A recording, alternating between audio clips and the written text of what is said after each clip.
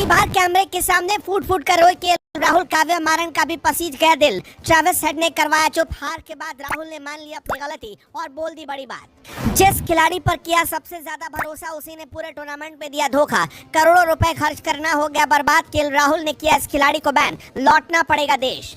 सिर्फ एक गलती ने लखनऊ को कर दिया बर्बाद। नहीं हो सकती थी हैदराबाद की हार। अपनी गलती पर खूब पछताए राहुल। मैच के बाद दिया रुला देने वाला बयान।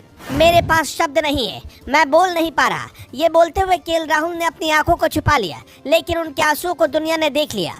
केएल राहुल वो बल्लेबाज हैं जिन्होंने भारतीय टीम को कई मैच जिताए और अपने दम पर किसी भी गेंदबाज की बखिया उधेड़ने की ताकत रखते हैं। मगर हैदराबाद के खिलाफ केएल राहुल का हर एक दाव फीका पड़ गया।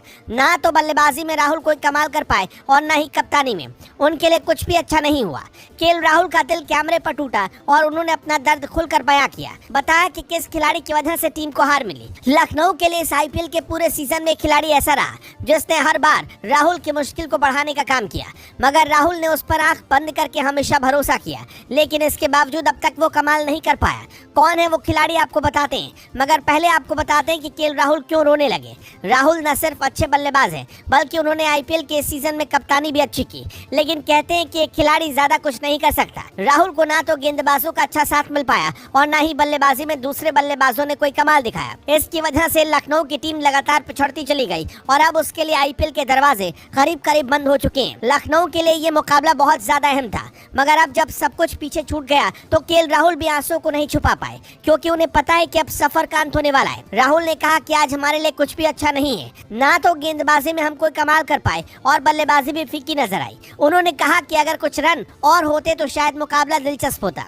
लेकिन आगे मुस्कुराते हुए उन्होंने ये कह दिया कि जिस तरह की बल्लेबाजी हैदराबाद की टीम ने की, अगर 240 रन भी होते तो उसको भी हैदराबाद आसानी से बना सकता था। सवाल है कि आखिर केएल राहुल ने ऐसा क्यों कहा। दरअसल लखनऊ की गेंदबाजी में बिल्कुल भी धार देखने को नहीं मिली। जिस पिच पर पैट कमिंस और भुवनेश्वर कुमार ने कमाल की गेंदबाजी की, जहां पर स्पिन गेंदबाजों ने अपना जलवा दिखाया, वहीं पर लखनऊ का पूरा गेंदबाजी तंत्र फ्लॉप साबित हो गया। और यही वजह रही कि हैदराबाद ने 10 विकेट से इस मुकाबले को अपने नाम किया। न सिर्फ 10 विकेट से हराया, बल्कि 10 ओवर के अंदर ही मैच को खत्म कर दिया, जिसकी वजह से लखनऊ की पूरी उम्मीद टूटकर चकनाचूर हो गई। और अब हैदराबाद ने पॉइंट टेबल में उछाल लगाते हुए अपने आप को तीसरे नंबर पर काबिज कर लिया और प्लेऑफ में पहुंच गई।